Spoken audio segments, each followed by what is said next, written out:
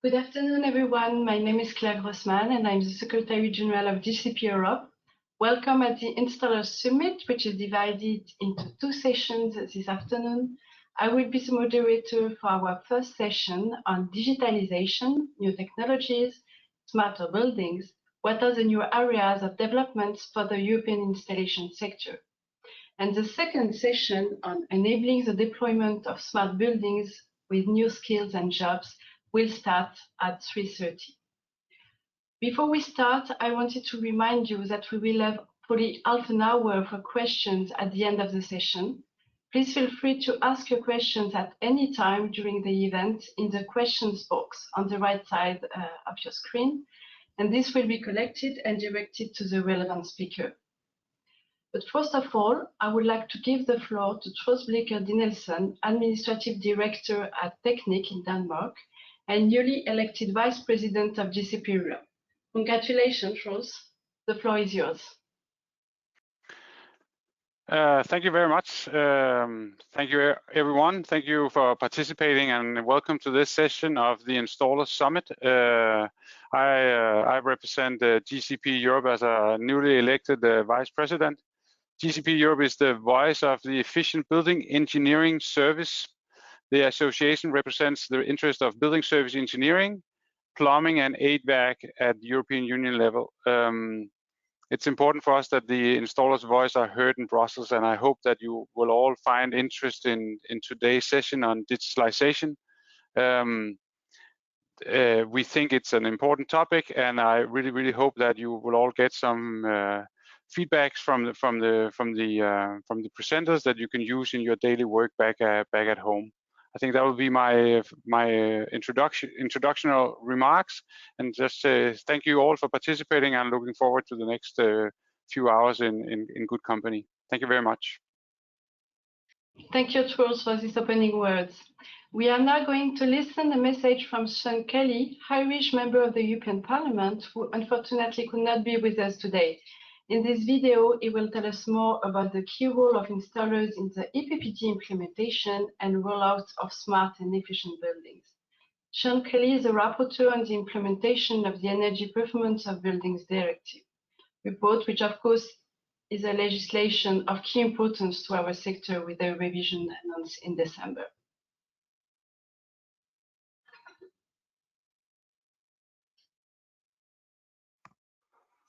Hello, everybody.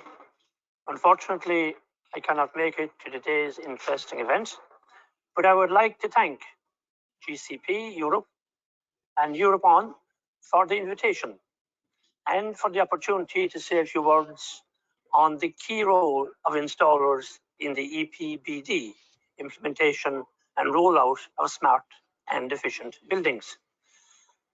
It is clear that the European Union is moving along an important path of decarbonising our economies and aligning growth with our climate objectives for the upcoming decades.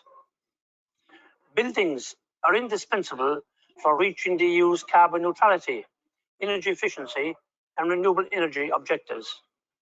Reaching our climate targets without decarbonising our living and working spaces is impossible. They are responsible for 36% of greenhouse gas emissions and 40% of the energy consumption in the EU. Yet, in today's Europe, 75% of buildings are not energy efficient, mostly because many of the buildings in use today were constructed before the current requirements were put in place. The Energy Performance of Buildings Directive is the main EU-level legal instrument for decarbonising member states' building stock. Since its adoption, the EPBD has been closely connected with the EU climate targets and has been aligned to reflect their progressive evolution. There are numerous potential environmental, social, and economic benefits associated with energy efficiency renovation, leading to energy savings, lower emissions, reduced energy bills for households, and job creation, as well as improving European competitiveness and economic resilience. However, this transformation is no easy task, and it will not come about without sufficient incentives and the correct regulatory framework. Buildings will play a key role in whether we reach climate neutrality or not. And it's not just the EPBD that will determine the success of this, but also the Energy Efficiency Directive, the Renewable Energy Directive, Alternative Fuels Infrastructure Directive, and the Energy Taxation Directive. With this, it is imperative that we must make sure that there is a coherence amongst this package of legislation. It's often not recognized, but about 85 to 95% of today's buildings will be in use by 2050, showing the dire need to upgrade the energy efficiency of existing buildings. We cannot just concern ourselves with new builds. Staged and deep renovation of the existing building stock will be crucial to realize the energy efficiency potential of buildings. Member States need to recognize this, but unfortunately, it is very clear that not all have embraced the potential of the renovation wave. For action to become reality, Member States must invest in capacity building, technical assistance, and in upskilling and reskilling policies to realize the twin transition of a green and digital transition. I believe that is necessary to have an EU skills initiative that enables intermediaries such as installers, architects, or contractors to advise, prescribe, or install relevant solutions for energy efficiency programs and the decarbonized building stock. Member States need to provide a clear link between their national long-term renovation strategies and adequate initiatives to promote skills and education in the construction and energy efficiency sections. This is crucial. The enormity of the task should not be understated, but we cannot accomplish it without skilled workers. I would also like to highlight the success of the one-stop shops for the critical role they can play in giving advice and coordinating works and connecting potential projects with market players, including smaller scale projects. I therefore strongly encourage the creation of a one-stop shop at a regional or local level to provide better access to financing mechanisms. These one-stop shops should advise and support both single-family homes and the multi-unit buildings, and also provide support to accredited installers. The renovation wave must make best use of technological and digital developments to monitor and improve energy efficiency of existing buildings. A more efficient, technically equipped, and smarter building stock should be the cornerstone of a decarbonized energy system. Buildings need to also be recognized as a contributor to the flexibility of the energy system through energy production, storage and demand response, as well as green charging stations for electric vehicles. In Ireland, 1.5 million homeowners spent more than 11 billion in total in the past year on home improvements, while more than 861,000 homeowners have plans to do much more. However, we must ensure that when money is spent, it improves the quality of the home, not just aesthetic purposes, or we risk missed opportunities, and we cannot afford missed opportunities. Ever since 2018, our ability to utilize data has dramatically improved. The revision of the EPBD should also serve to further promote smart building technologies and foster a data-centric approach. In this regard, it will be pivotal to create a framework to leverage the use of data to improve transparency, develop benchmarks, and guide policy decisions, as well as improve actual energy consumption. Construction is a complex activity that requires close coordination of many professional and craftspeople and relies on the use of a wide range of appropriate construction techniques and materials. The review of the EPBD needs to consider the interaction with other sustainable construction policies and material neutrality in order to efficiently decarbonise European buildings.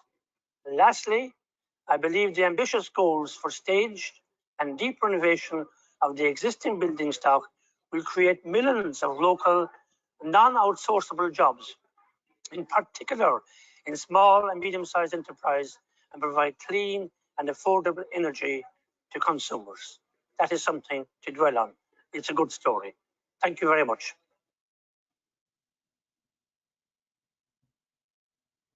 Very interesting to hear from Sean Kelly how important our sector is for decarbonizing the building stock. I now would like to introduce to you Mr. Sean Downey, Director at the Construction Industry Federation and Secretary General at the Mechanical Engineering and Building Services Contractors Association in Ireland. He will present the latest developments in innovation and digital adoption in Ireland. Please, Sean, the floor is yours. Okay, thank you very much, Claire. Thanks to Julie for hosting me here this afternoon. We had our General Assembly yesterday, and it's great to actually be in Brussels again and to be able to meet people in person. I really appreciate Europe On as well hosting the joint summit today, and to Julie and her team, and Federico is actually going to be pressing the slides and moving them forward for me. So my name is Sean Downey. I'm Director in the Construction Industry Federation in Dublin, but I'm General Secretary of ME&BSCA as well as quite a number of other trade associations, including the Electrical Contractors Association in Ireland. I've got quite a complex presentation, but I'm just going to guide you through it. There's quite a lot of information in the slides. I'm not going to go through everything, but there is quite a lot of information. I would welcome questions when it comes to the Q&A session at the end of this portion of the summit. But I'd also welcome any of you that want to reach out, maybe to talk about how we're approaching this policy in Ireland, but also perhaps how we're approaching other policy areas such as public procurement and engaging with government generally in Ireland. So Federico, if you can just press next slide, please. So today's questions, I really want to go through the key questions of what we're trying to answer. What's the policy imperative that we're trying to respond to? What has been our response? How are we aligning ourselves in Ireland with other strategic partners? But also more specifically, what role have both the mechanical and electrical contractors in Ireland actually played in leading this policy area in the Republic? Next slide. We're actually part of quite a larger project that is responding to the need for the changes to the productivity challenges that we face. You all have seen the McKinsey reports that talk about the low productivity in the construction and engineering sector. And in Ireland, we actually have a national response to this. We have a construction sector group that was set up to try and align the different government departments to put them all in one room so that they can engage with the industry. And as a result of that, we now have a subgroup under that construction sector group that is tasked with bringing forward innovation and digital adoption to the industry, which is really a transformation project. That's a snapshot of the LinkedIn site, and you're all welcome to look for that page on LinkedIn and actually join it and follow it, so you'll see the journey that Ireland's on. You'll see a lot of the information that I'm going to be talking about in these slides today. Next slide, Federico.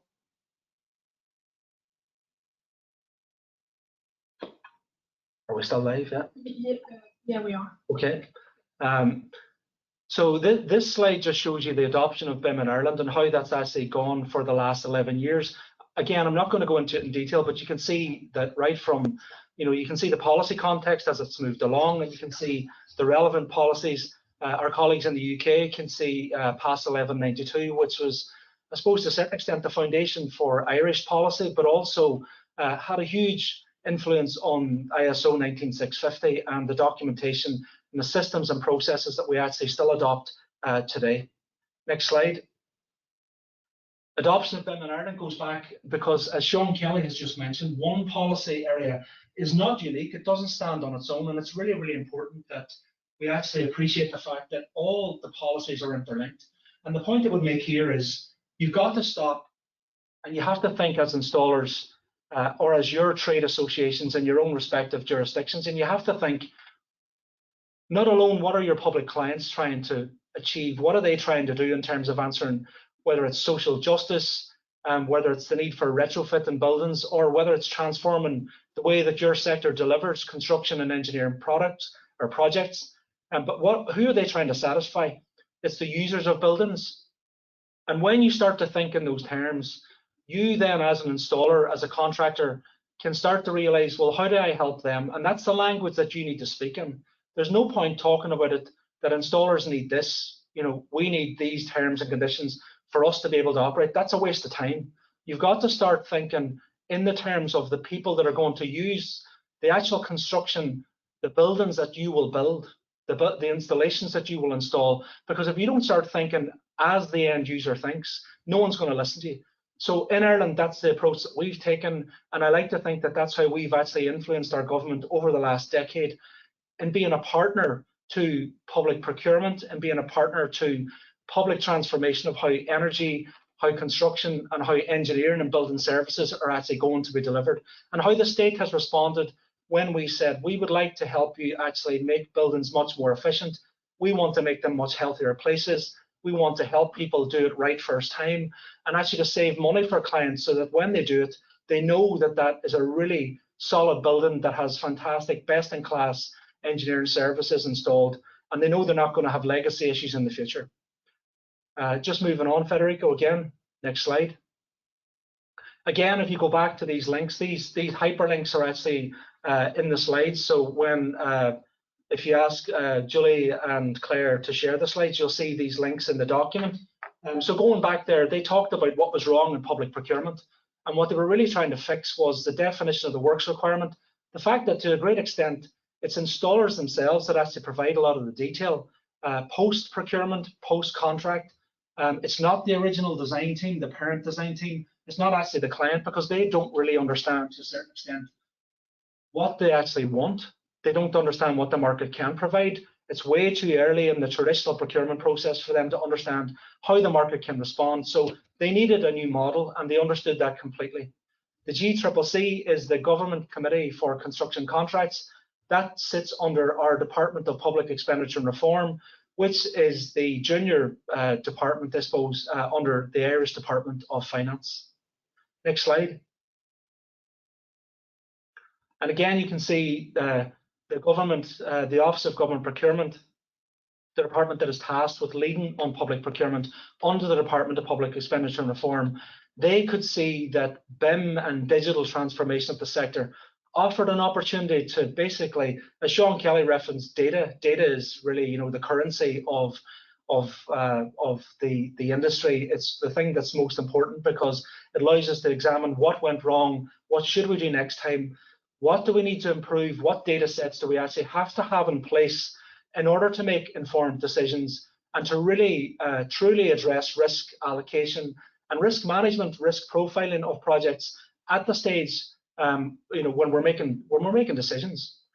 So the government actually identified this as a critical issue back in 2014 and saw BIM, building information modeling, building information management, as something that was a key driver to success. Next slide. Construction 2020 was a report that the Office of Government Procurement produced back then, and they came out with, over 170 actions, basically saying these are the actions that need to take place if the industry is to transform. We actually refer back to that report because we're in 2021 now. I suppose we've lost almost 18 months of our economic activity to a certain extent because of COVID. But as a result, it's a very, very interesting report to look back and see when we said, 6 years ago, we're going to transform the sector, we're going to bring forward all these changes, what has actually been delivered. Next slide. And again, you can see that one of the actions was that the state, the Irish government, set up a public BIM group in 2016. But what's really interesting, the title says it all. It was a public BIM group. It sat on one side of the fence. They've talked amongst themselves. It's a very, very effective group, perhaps, in terms of getting the public sector engaged on the same page, but there's absolutely no point in having a one-dimensional conversation with yourself if you're not engaging with the industry that at the end of the day is going to be delivering these projects, and you need to start that conversation. So I'd like to think that's where we're moving forward to as we approach the end of 2021. Next slide. Enterprise Ireland is the state agency in Ireland that is tasked with driving the exports off the island. So they really are an agency that has great supports for companies. They support small companies through the local enterprise offices. They also support companies that are export driven and have an export agenda. So companies that might be already internationalized or would like to internationalize.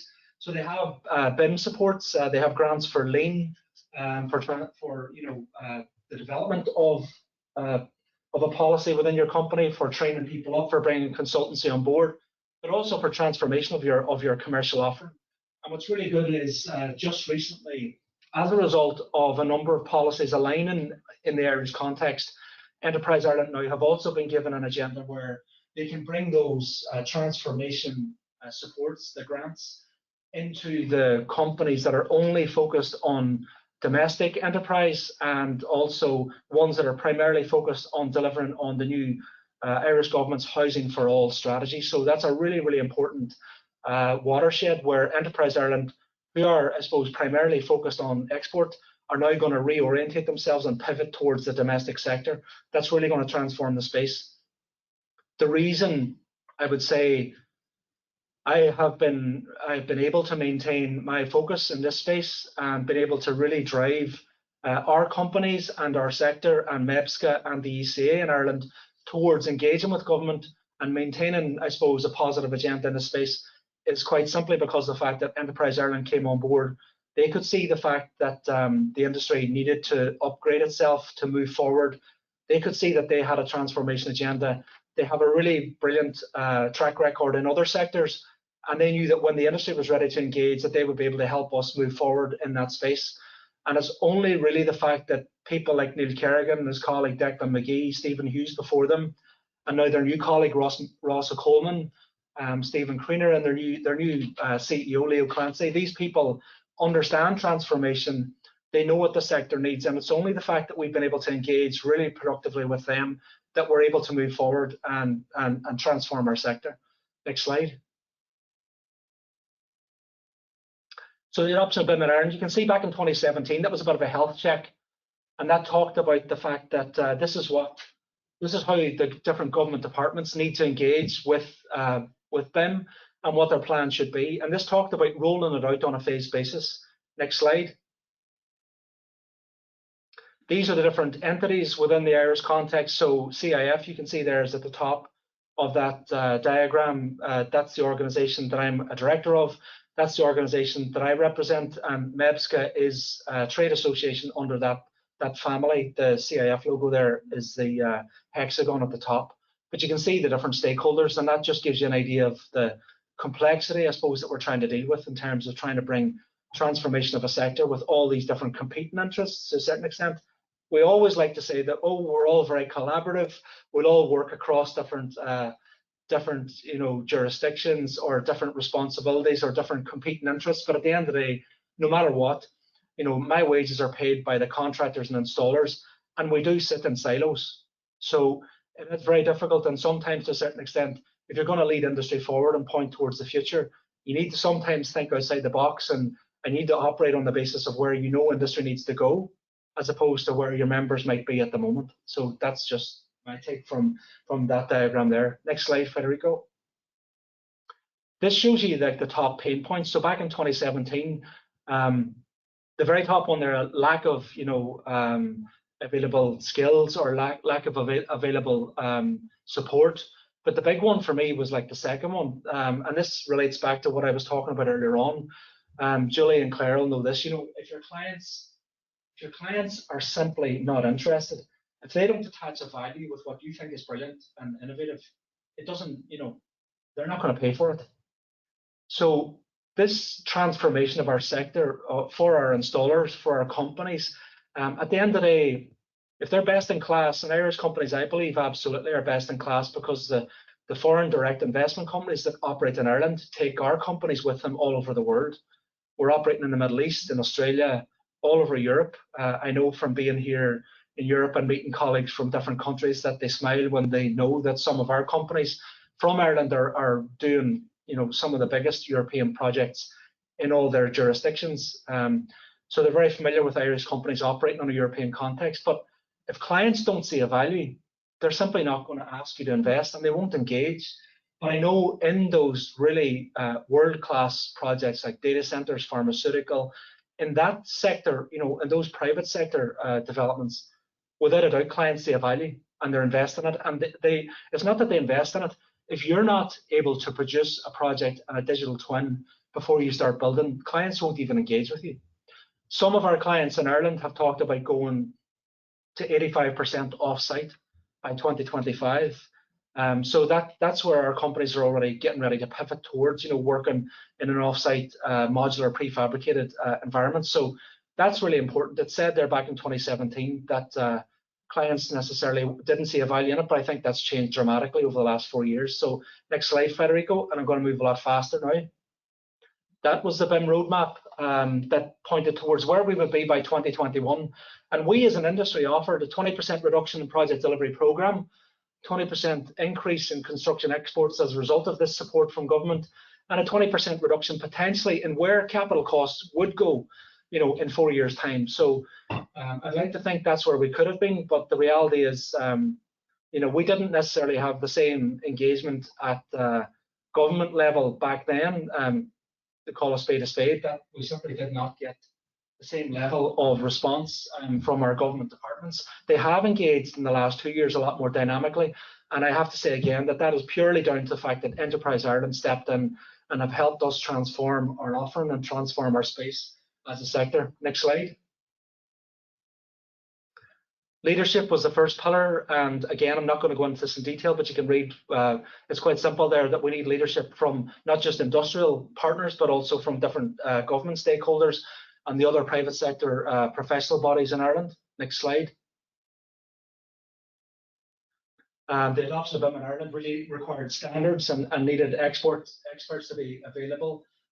We have an ISO 19650 annex now in Ireland, even though I suppose perhaps the industry would question whether or not it's the ideal format for what the Irish industry requires. But we can work on that, and maybe the next time, the next iteration, industry will have a lot more involvement in what Rev 2 of that standard will look like. Next slide. Education and training is a challenge, and I suppose human capital, it's forming a big part of our conversation here this afternoon. But you know, we always talk about education and training, upskilling, trying to find people that we can bring into our sector. So that's really important. And we have huge funding initiatives coming on board now to help us actually bring that aspiration forward. Next slide. Procurement, and I'm delighted to be able to say that our National Development Plan, Project Ireland 2040, and NDP, our National Development Plan, was just published on Monday by the Minister for Finance, and buried somewhere very deep in that, you'll find a reference to a BIM mandate. I know it's a question that Claire was going to pose later on, so we can come back to that in the Q&A session later on. So I'm delighted to be able to report that in Ireland we now have a BIM mandate where the state has called for government departments to actually demand BIM services and digital twins by a certain point in time. So we can talk about that in the later session. Next slide. That's just some policy context. They're really, really important documents that I'm delighted to be able to say that we had input to in the National Investment Office, are again a very dynamic office. We have great cooperation with Fionn Jenkinson and his colleagues, Kevin Meany, in that. And they are listening to the industry. And again, they as representatives of the client side are listening to where the pain points are and trying to assist us in meeting the requirements of the state. Next slide. That again was just a report that looked at, you know, a health check, a sense of where we were in terms of BIM capabilities, and that was published in 2019, and it showed you the gaps and the requirements and why the roadmap had not been delivered. So I'm delighted to say we're a lot further down the chain at the state. So I'm going to move a lot quicker now. Next slide, Federico. Construction sector group I touched on before, so I'll leave the information on the slide, and I can talk to some of you if you're interested in looking at the structure on the government side that helps the industry engage much more productively when we have that coordinated piece. Next slide. And here you can see the high-level stakeholder group with the construction sector group. We have a new chair, say Robert Watt is in Department of Health now, and David Maloney leads as Secretary General in Department of Public Expenditure and Reform. I represent the CIF and ME&BSCA and ECA in particular on that body, but also representing all the other components, including general contractors, house builders, developers, civil engineering contractors. And you can see the 7 action leaders, and we have 3 of those actions are led by the industry itself. Next slide. That just shows how the 7 innovation actions are interlinked and how we're driving towards what is on the next slide, which is an organogram just showing you how we're actually delivering. Ultimately, we're going to have an industrial board with a technical oversight group that has an operational plan that follows pretty much what Enterprise Ireland traditionally build, which is technology centres, and we already have these in place. There are 8 of them in existence in Ireland, for pharmaceutical, for life sciences, for manufacturing, and construction is going to follow that model, but we're building something completely different, and it's much bigger in terms of scale. And that's on the next slide, Federico. So here you can see, and very soon, I'm almost finished, and you can cut me off shortly. But this shows you, you know, the project delivery board sitting at the top with a chief executive, an industrial chair, and leaders that have basically paid because they want to invest in serious technology, research, development, innovation. And the 3 components underneath are the BIM, or digital transformation, is down there on the right-hand side at the bottom. The traditional technology centre is heavy on research, but not necessarily on development and innovation. And that's going to focus probably down there on the bottom left, which is building probably the biggest component of the centre, which is you know, a centre that's going to facilitate testing, big development, heavy on development and innovation. And that's where the testing and the labs, the fire, acoustic, thermal, and finding the next most innovative products, probably sitting in conjunction with a lot of other existing physical facilities that exist in Ireland already, labs that are in universities and technical universities. So this is what the new Centre of Excellence for the construction centre is effectively going to look like in Ireland. Next slide. Again, that just brings you back to the original policy context that I talked about at the very beginning, the 7 key actions that we're trying to answer, the productivity challenges themselves, and how we actually structured that, and how CIF or ME&BSCA effectively is leading those particular actions. Next slide. That's how they all interlinked in terms of a public policy. So it's a nice symbiotic drawing that shows how, you know, Department of Public Expenditure Reform have also bought into this coexistence of these 7 innovation actions, you know, driving transformation of the construction, engineering and installer sector for Ireland, and how we basically are going to be best in class globally for an export driven sector. So when Ireland maybe in 5 or 7 years time slows down in terms of output, we're going to have super factories in Ireland that will be exporting unbelievable pharmaceutical, data center, you know, products, services, 2D, 3D modular into your jurisdictions. Troels, we'll be sending them to Denmark. You'll be wondering where all these Irish flags are driving past your office. And it's because of the fact that we built this Centre of Excellence that supports this indigenous Irish, you know, offshore, basically manufacturing sector, smart manufacturing for construction that is building best in class. And we'll let you come over to have a look at it. So next slide. And that's where we are at the moment. So we're effectively at development phase, but I'm actually going to a session next week where we're actually designing the centre, and we're going to be putting a call out pretty soon. Enterprise Ireland, our agency, will be putting a call out probably in the next month to 6 weeks for strategic partners to come forward to actually host the technology centre, this National Centre of Excellence. And that's likely to be up and running within 6 months by Q2 2022. So it's pretty rapid deployment of the actual policy. Next slide. And then, you know, just coming back to the very, very beginning, our key stakeholders, you can see the one thing we're really still missing in Ireland is one central body that is responsible for construction. And whether it is a department for the built environment, we need a central focal point.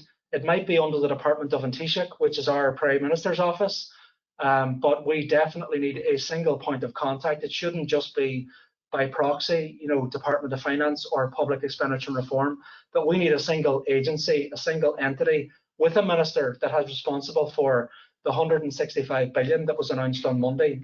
If it's that amount of money, if we've got that amount of capital expenditure and critical asset management and upgrade of existing facilities, as Sean Kelly just referred to, you know, trying to retrofit our existing building stock, then it's really, really important that we have a central point of government that's responsible for managing that on behalf of the state. So I think that's me. Just moving on to our last slide. Yeah, and I welcome your questions at the Q&A session after. Thank you. Thanks, Sean, for this introductory presentation and insight into BIM in Ireland. Our next speaker today is Mr. Troels Blicher Danielsen. The title of your presentation is Data is the New Gold. We are listening to you, Troels. Thank you very much. Thank you very much, Sean. If you could just change the, let me start by saying that Tekniq in Denmark represents basically 4,100 companies in the electricity, mechanical installation and metal industry business. We are at the moment the third biggest employer organization in Denmark, and our members employ around 55,000 workers and have a turnover around 60 billion Danish kroner a year. If you then move to the next slide, what I would like to say is how open public data, or what we call public sector information in an EU context, can create more business and a better access and lower the emission cost and save energy for all parts of society. A little bit different way of looking at data than Sean did, basically more looking on the existing amount of buildings that we have all over Europe. We think that by using public sector information data, you can actually correct the building owners and you can make them save both money, time, energy, and CO2 emissions. Well, we had it analyzed a little bit, and if you change, Claire, then to the next slide, Claire, please. Why should you work with data? Yeah, basically the backdrop is EU legislation. It is mandatory that all consumption, water, electricity, and heating can be controlled remotely in 2027 in all of EU member states. So you have a demand, you have pretty low cost in receiving this data, and this data can create new business opportunities for you.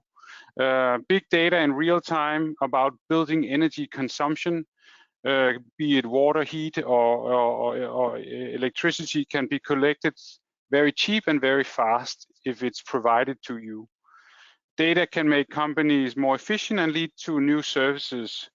This, for our point of view, leads to both contribution to lowering the CO2 emissions, but also saving energy. But for us, the main barrier at the moment is access to this data. If you change slides, what does data then bring you? I don't think this is rocket science for any of you, but it brings you about information about consumption, hopefully in real time or as close to real time as possible. Then you can adjust consumption, you can make energy efficient gains, and you can probably also innovate and create new services. It provides you information about error and defects. You don't need to have scheduled services, and you can do fast reparations or repairs if needed. And then you can, what we are seeing more and more in the intelligent buildings that we have in Denmark, is a possible link to other databases. That could be weather data, that could be energy data, and that could be all kind of different kind of data. So just to give you an example, you made all data of Danish buildings, the windows filmed from in this angle, publicly available for everyone in Denmark, which means that if you need to make an offer to have your windows cleaned in Denmark, the guy that does that doesn't have to drive to look at the building to see how much space he has to cover and how big how much his job would cost. He can do all that from his PC at home. So he saved the visit to the building to see how big is the job. And that's the kind of innovation you will see when you put out there public data and you make public data available for everyone to compete about. If you change slide, please, Claire. If we then zoom in a little bit and look at intelligent meters and the consumption, well, if you look at electricity, around 70% of the consumptions have not used the intelligent meters. And this is Danish figures. That means that the data opportunities in the meters are used very rarely today. They are basically only used for the electricity company to send you a bill to pay. When we look at heating, 30% of the heating installation gets regular service, 81% of the gas installations gets regular service, and 75% of all oil installations gets regular service. Heating installations gets older, and at the same time, they do not get the service they need. Maybe they get too little service or too much service, but no one is actually monitoring this. And probably what we would argue is that energy consumption due to this sort of old way of working is higher than needed. So when you look at water, knowledge about pressure, together with the knowledge about consumption and just knowledge in a public database of what kind of utility company is providing water or heat or electricity to this specific address would save time for the installers. We also expect that in water, intelligent meters would dominate this sector within the next 5 years. Gas, well, 400,000 approximately consumers in Denmark are buying gas this year. 20,000 are business customers, but only business customers can choose a remotely controlled meter. So all the private owners, they don't have a remotely controlled meter. So and of those 20,000 in the businesses, only 3,500 chose to have a remotely controlled meter. So by remotely controlled things, you save driving back and forth. That lowers energy consumption, that lowers CO2 emission. Just to point to one really little small savings you get out of these remotely controlled meters. If you change slide, Claire. The whole idea of this is to get the citizen and the small businesses and the medium-sized businesses into the core of the 17% decline of CO2 emissions, which is the goal and the target here in Denmark for 2030. We need to get everyone to sort of get into the game in order to reach this target of 70% CO2 emissions. Today, the supply companies or the utility companies, they receive a big amount of data which never reach the consumption level or the consumer. We are living in an energy mix in Denmark where we have an increasing amount of sun and wind energy, and that means that we are depending much more on seasons, which means that we need the consumers to change the way they use their electricity during the day. And we can only do this by providing data to them and telling them, well, now, and that does need to be pushed to this individual consumer, probably on their iPhone or on their Android phone, well, now you should not turn on the washing machine. And we do not do this in Denmark. I don't know if you do that in other EU countries. Just during the energy rises that we see at the moment, of course, it's been good for us that the wind have started to pick up again in the North Sea, and that it's raining in Norway, which is always good for the energy prices in Denmark. But we will see the energy efficiency moving up the agenda in the coming years. For the homeowner and for the small company, it's optimization of daily consumption. It's data-driven energy management for the installer. It's benchmarking. That in Denmark, I know how much my neighbor, how big his loan is in his house. I can find that online. It's publicly available to everyone, but I cannot see his energy consumption. So I cannot benchmark my energy consumption with my neighbor, or the installer cannot make benchmark tools to tell the consumer, well, compared to a average house the same size as yours, what we would say here is that you have a higher consumption or lower consumption. Today it's the utility companies that does this, and they do it on a calculated average, not based on true data. And then at the end, we will probably see better and cheaper installations, because you will know what you are looking for much more. Just change. I only have 3 more slides. Could you change the slide, Claire, please? Companies can also use data. How to improve data access for companies making new businesses? Well, basically, I've been through this, but you need to, as an installer, see that working with data and using data and driving your customers by data, it creates new businesses for you. Internally in the company, it's easier administration, it's easier and cheaper for the customer to buy services, better projects, better installation, better and cheaper service, and hopefully also less regulation in the future. So that's just some of the things that we see if we can get this public available data out there. Sean was speaking about a digital twin. I know the European Commission has an ambition of making a digital twin of the entire Earth. What we are asking for here in Denmark is just a publicly available digital twin of all public buildings. They belong to all of us. Why can we not have a digital twin of all of them? If you make the turn to the last slide, I just brought one case from one of our members. Using data, the Danish company Kemper Lauritsen and together with a small IT company called Downey, they won a public procurement, and in this competition they actually won over an IT company. They are controlling or remotely controlling all public buildings in the Copenhagen area, and they are limiting the CO2 emissions within these buildings by 70% within 4 years.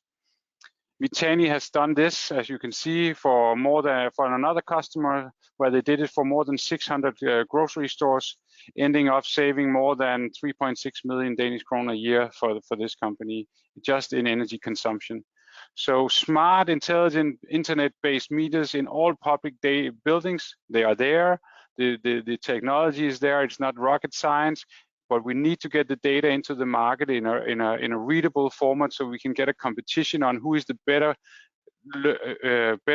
company driving their business on these data and creating new business opportunities for the installers.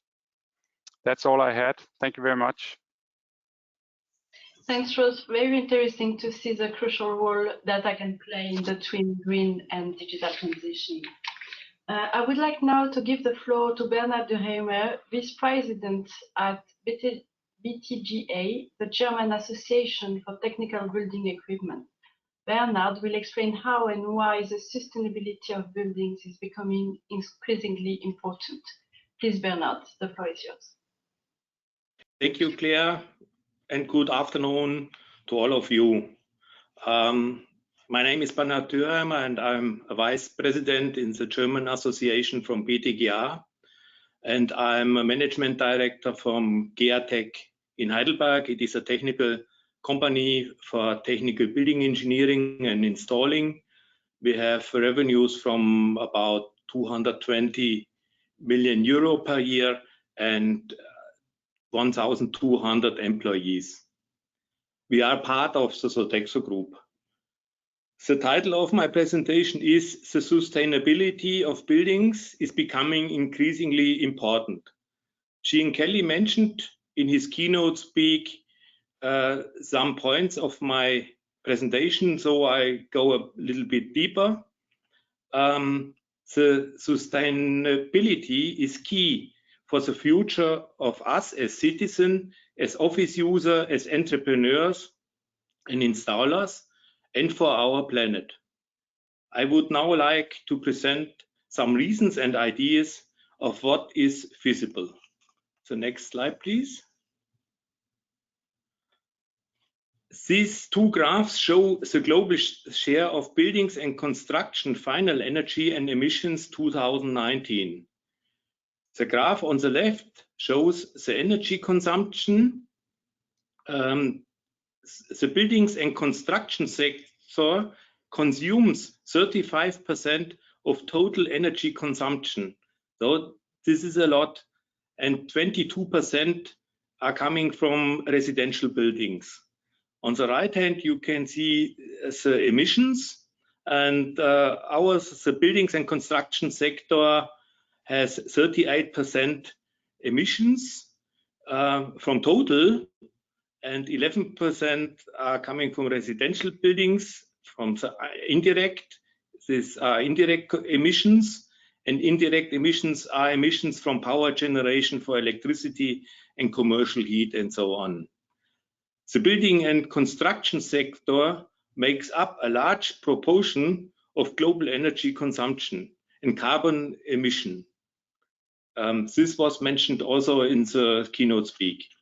Next page, please.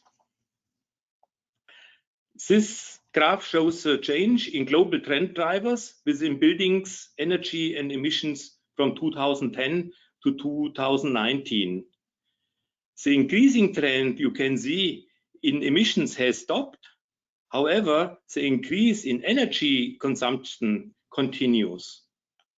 The European Green Deal goal is to create a net zero carbon balance by 2050 in the building and construction sector. And this needs, we have to have an aggressive reduction of energy demand and carbon emission. This is very important. These figures are from 2019. The next IEA report should appear shortly and contains the figures for 2020. Next page, please. The European Green Deal is a project for the future and is intended to lead to a climate neutral Europe in the long term. This is a big challenge and at the same time an opportunity for our construction, installers and facility management industries. The contributions to the sustainability of individual industries introduced in the following serve as example for this. Next page, please. This is the example for existing buildings. The picture shows the cycle of building materials. We have first the production, then the production generates new buildings, and we need the buildings with our usage. And at the end, it is a demolition of the buildings, and the buildings will be dismantling. And after dismantling, the next step is recycling from the materials, and the recycling comes to the production new. It is named urban mining, recovering of building materials. This is very important for the future. Secondary raw materials can be reused like primary raw materials. And at the moment, we have a situation with high material costs, and it is also a point of saving costs in this case. Next page, please. This is the example for new buildings. There is important to have planning and execution in such a way that they can be reused or used 2 or 3 times if it is possible. And a good example is the region Brussels. A classic demolition is only allowed if there is an urban mining concept and a large part of the materials is reused. In this way, there is a transition to recyclable property. Next page, please. This page shows the technical building engineering and installations. Important is the reuse of components and materials, use of recycled materials, and this needs planning and installation in such a way that they can be reused or used 2 or 3 times if possible. And last but not least, energy saving with all available technical possibilities during planning as well as execution, and later during operation. Next page, please. One example was mentioned. We need smart offices, and we need the designing of offices sustainability. So we have energy prosumer. Prosumer means producer of energy and consumer at the same time in the same location. It is meanwhile possible to do this. Sustainable offices create own energy from renewable sources and use it in an intelligent way to cover their own demand. It is about one example for the data. And the next point also, we have to be ready for smart cities. Our buildings should be connected with other buildings.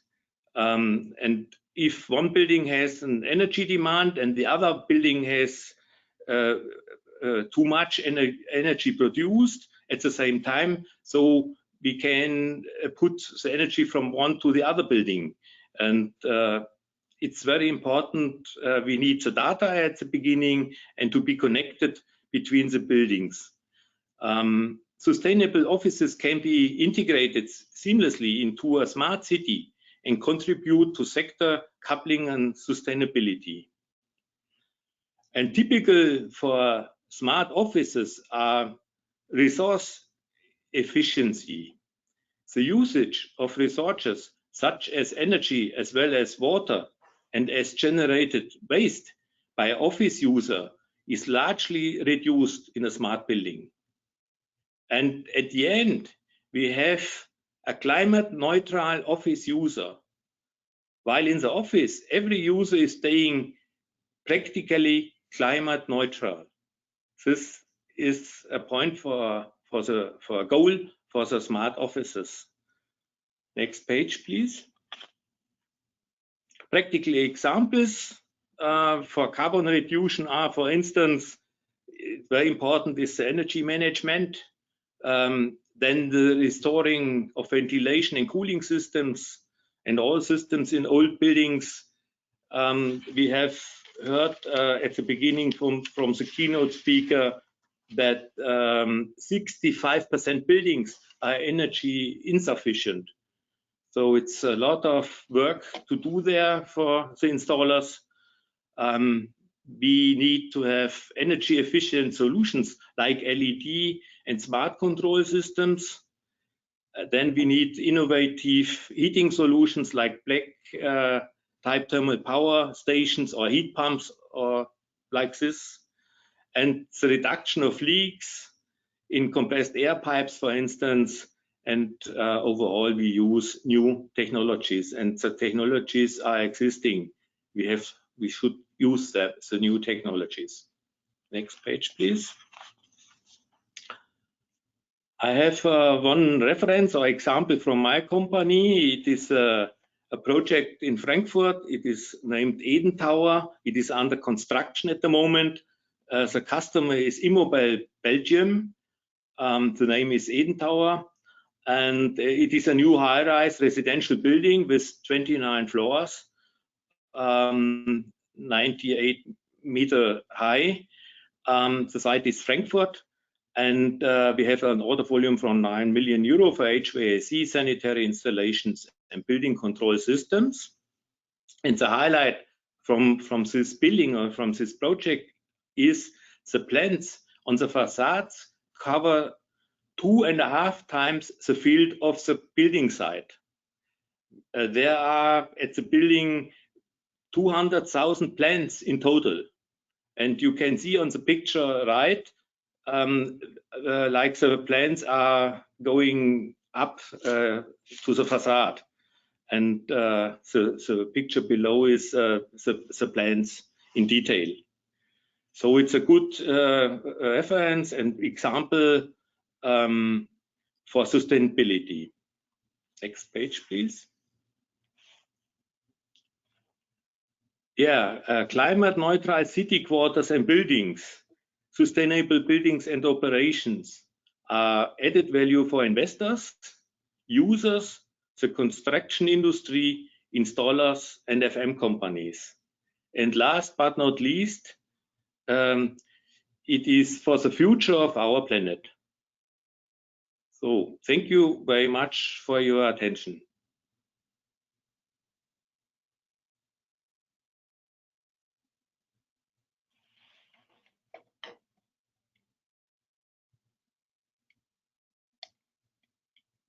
Okay. Thanks, Bernhard. It was very interesting to hear about some concrete examples on how the construction sectors can contribute to the sustainability targets. Yes, thank you. Our last panelist this afternoon is Casto Cañavate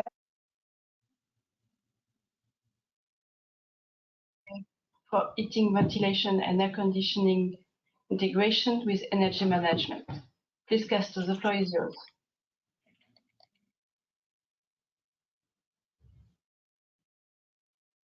Casto, we cannot hear you.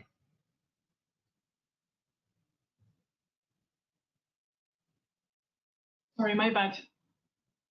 Okay, no, now it works. Now you can hear me. Okay. Good afternoon, everyone, and thank you for the invitation to this conference today. I'm working at the Tekniq Association, where we have. I would like to share with you our view from the industry on how do we see the landscape of the HVAC within or with the area of energy management. And for this, our technology covers any application for home and smart buildings to make them smart homes and smart buildings. So the view today will be on HVAC and how it is integrated with energy management, the benefits this will bring to the smart homes or smart buildings. Can we go to the next slide, please? So the very first thing that in the industry of the HVAC is expected to change, and it is coming from the recent years, right? There are new regulations or possible regulations that will appear, as well as there is a new big interest from the users. So the users now want to have different systems, so to say.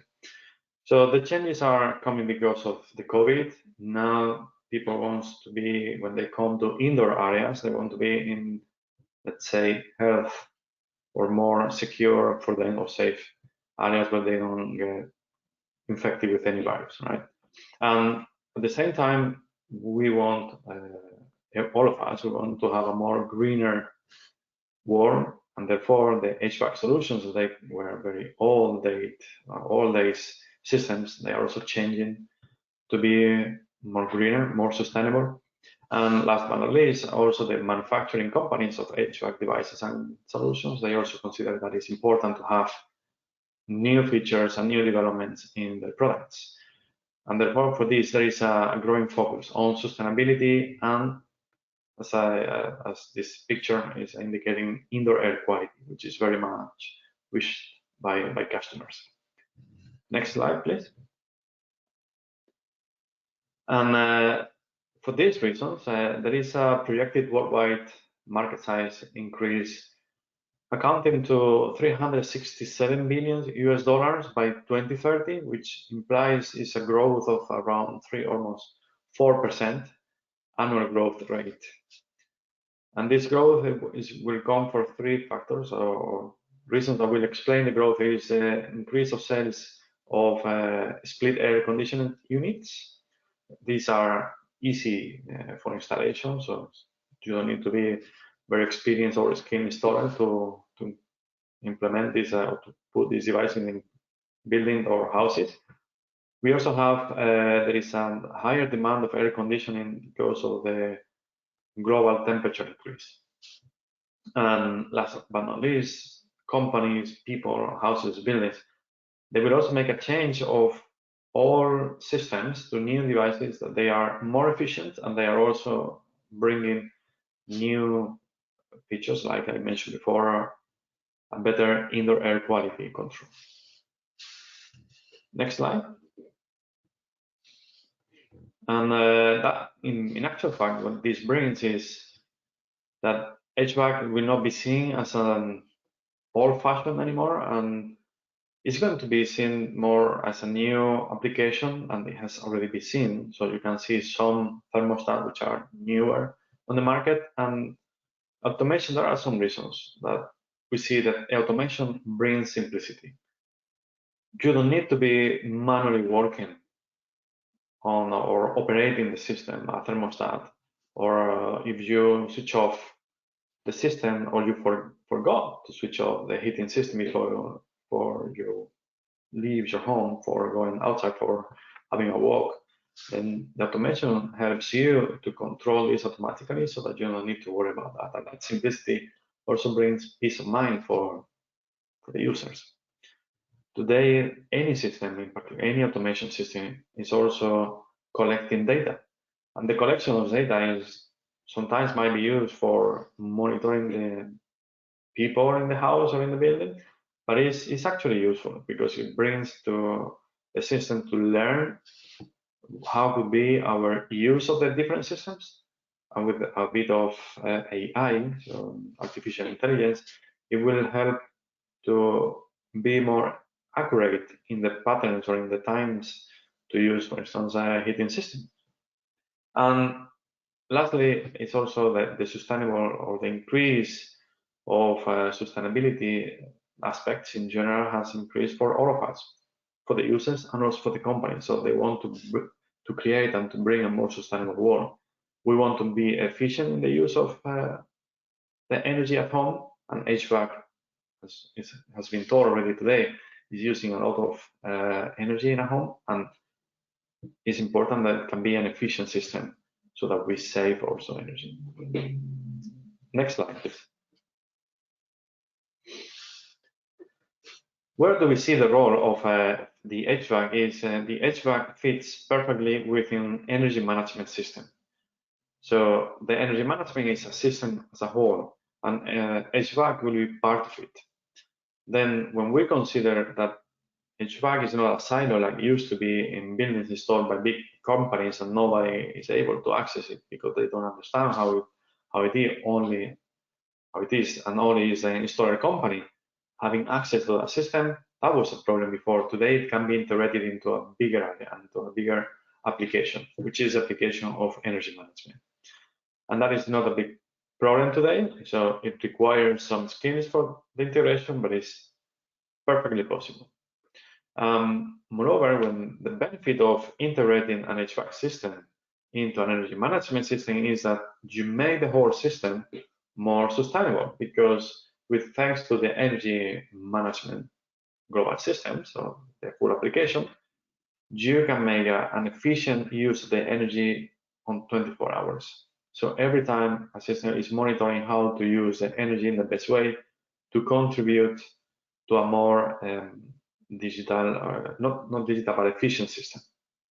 And to bring this energy management system into where can we see that, or how can we open the system to be from a silo to an integrated solution, is how we create it.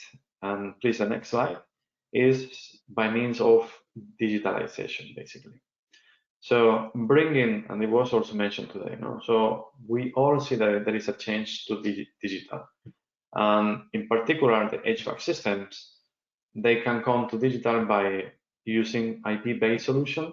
And of course, these solutions, they must be cyber secure. So we believe that the system cannot just be transporting information or controlling the systems, the devices, on a common network. It can be used on a common network as far as this is cyber secure and then with specific access to the system.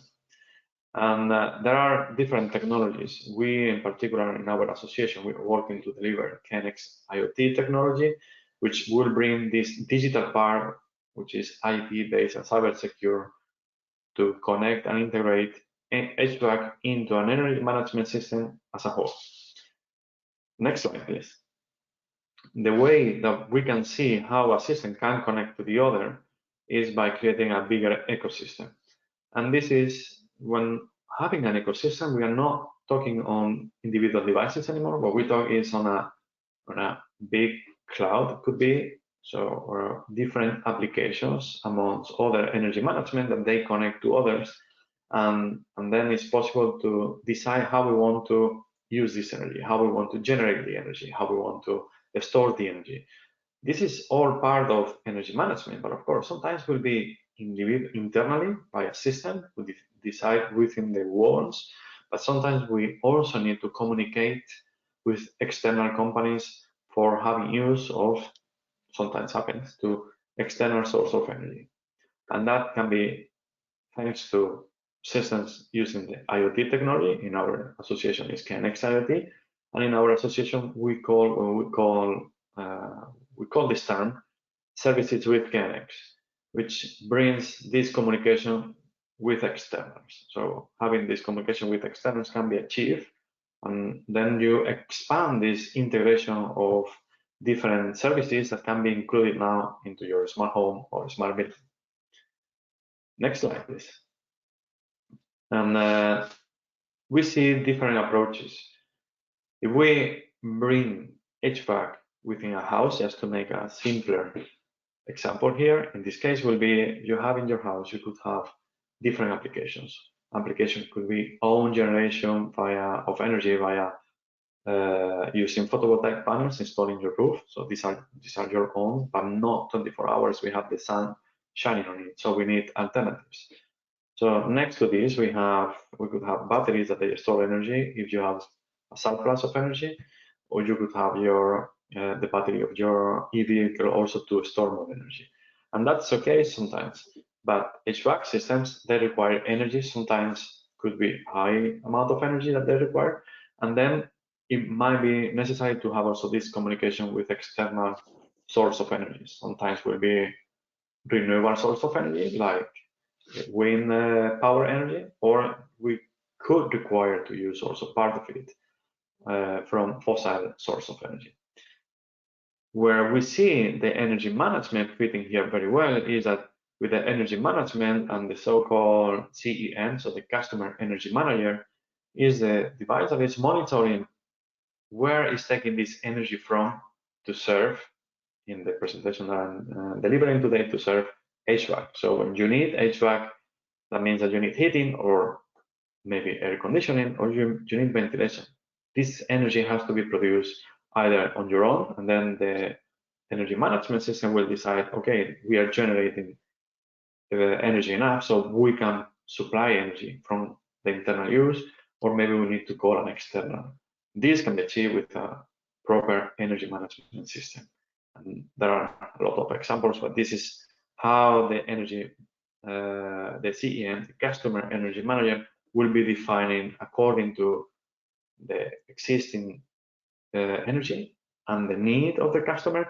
It will decide which kind of energy is using and from where does it take this energy from.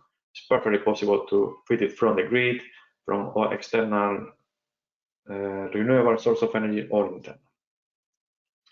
And next slide, which I believe is the last one, is in the end, having a proper energy management system, it really brings possibilities to a greener HVAC solution. And in the end, we can make a more sustainable world for all of us. That's the end of my presentation. So next slide is the thank you slide for your presence and for this opportunity. Thank you very much.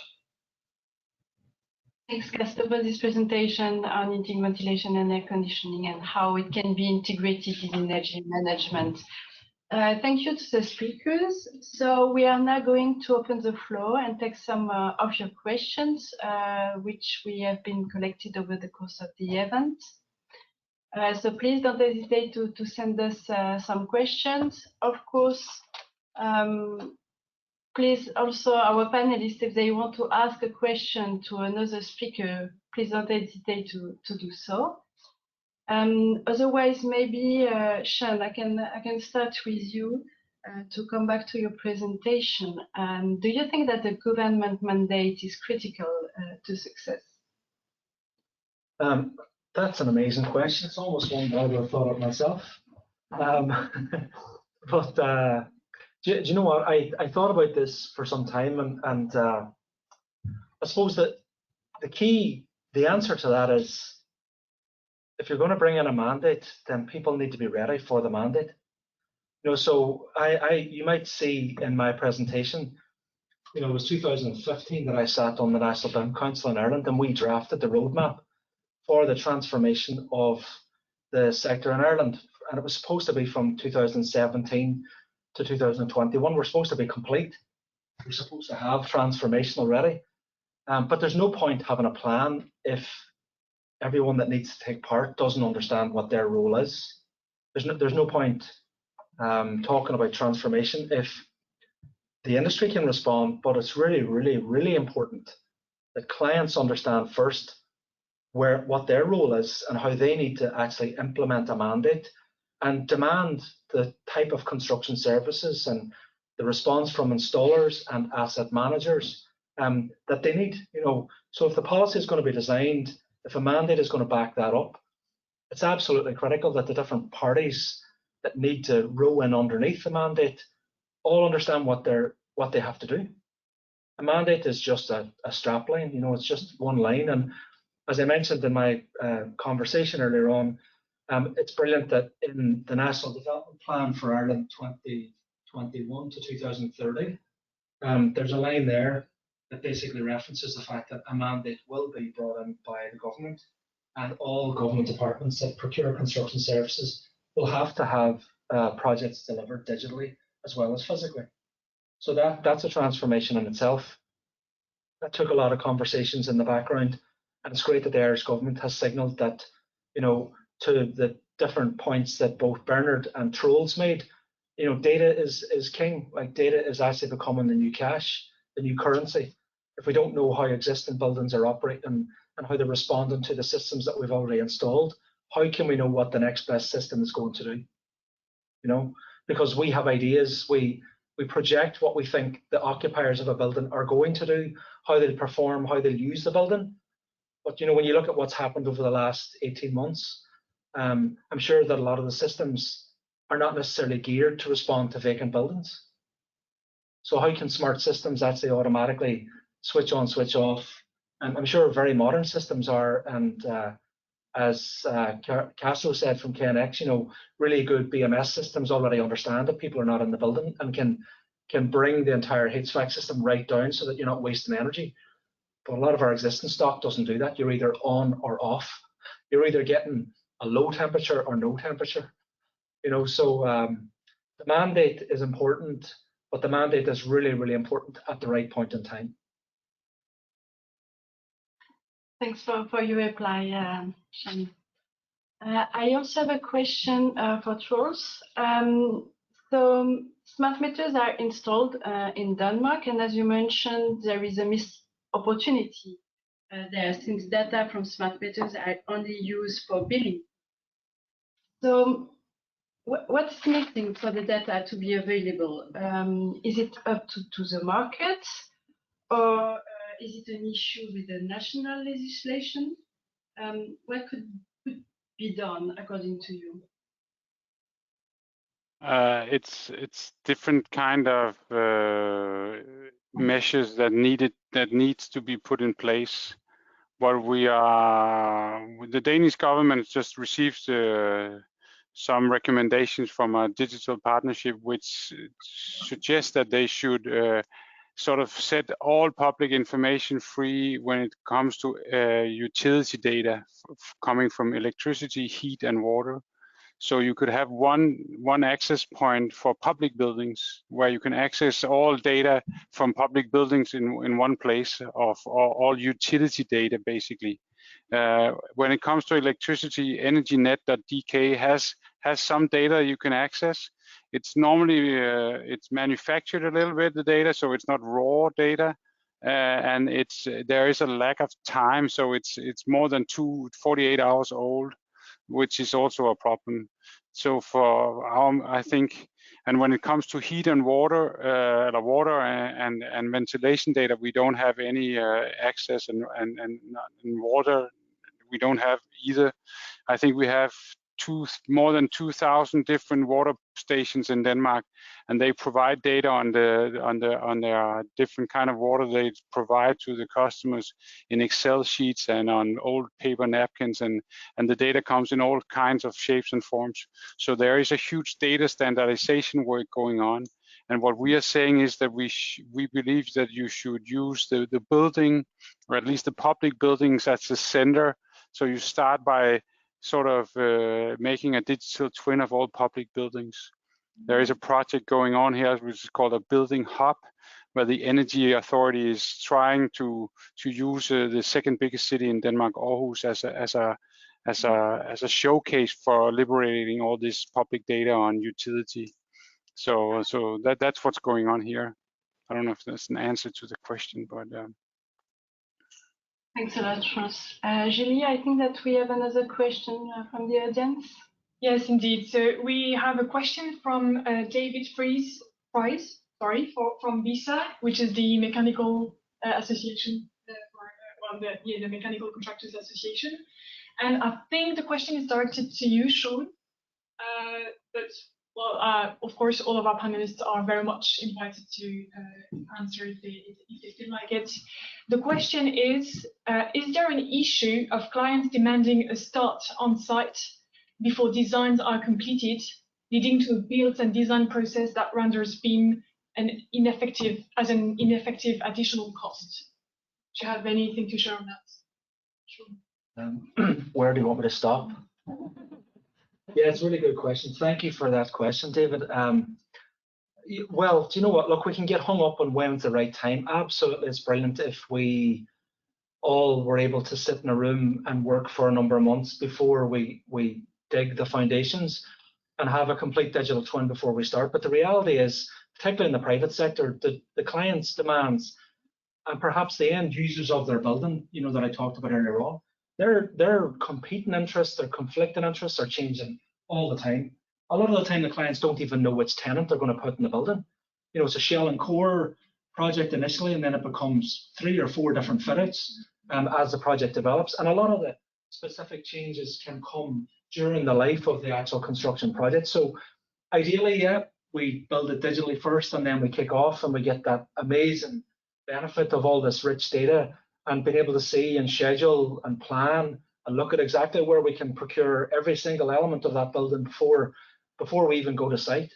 But realistically, I suppose it's not going to always happen like that. So I think, to your question, David, ideally, yeah, the more that you can push up front and get into a virtual room like this and get it actually designed in a model so you can test the hypothesis of, is the floor to ceiling height correct?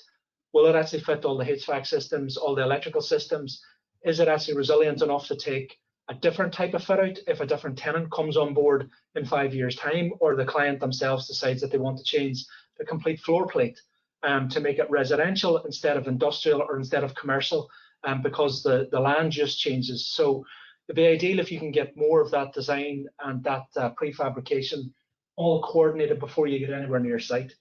But sometimes it's not always that easy. Thank you, Sean. And yes, sorry, just to clarify, because I was a bit fast, BSA is the Building Engineering Service Association in Britain. Sorry, you guys didn't mention Britain. Okay, so moving on, I also have a question from Alan Wilson. Alan is the director of SELECT, the Scottish Association of Electrical Contractors, member of Europe on, so I know.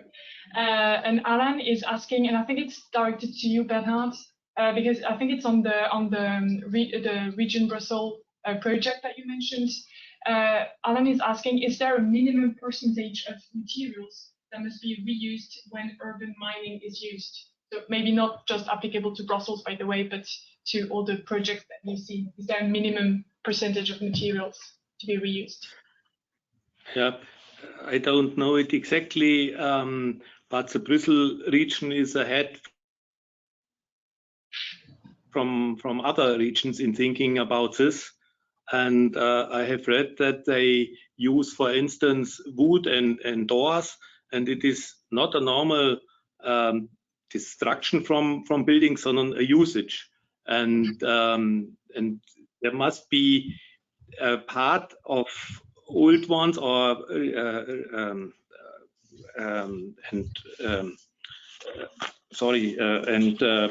there must be a part of the parts used again, and these are regulations from Brussels, and it depends on the local offices. Okay, thank you very much.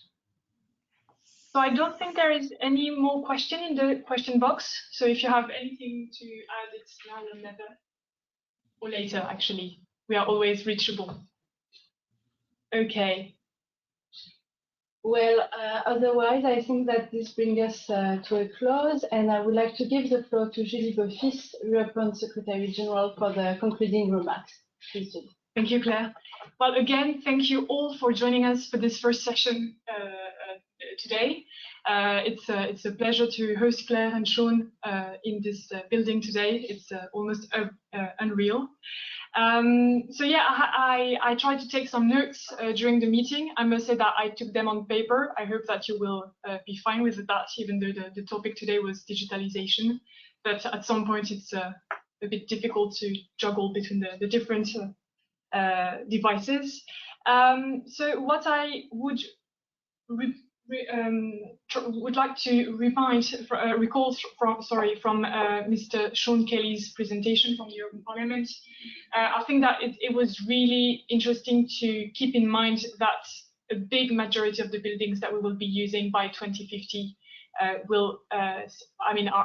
already here. So we need to work on renovation. When we talk about digitalization, smart buildings, we're not just talking about new buildings that we will build in a few years. We are also talking of the building stock which is here today. And I think that electrical and mechanical contractors will have a big role in that, and already have a big role in that.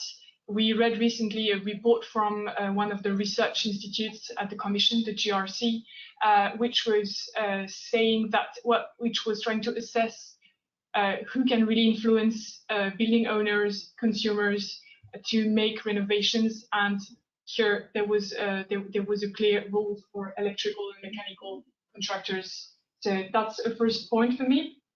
A second point from Sean Downey's presentation, you talked a lot about productivity, and that's something that we've been working on recently at Europe On. We've had different roundtables on that.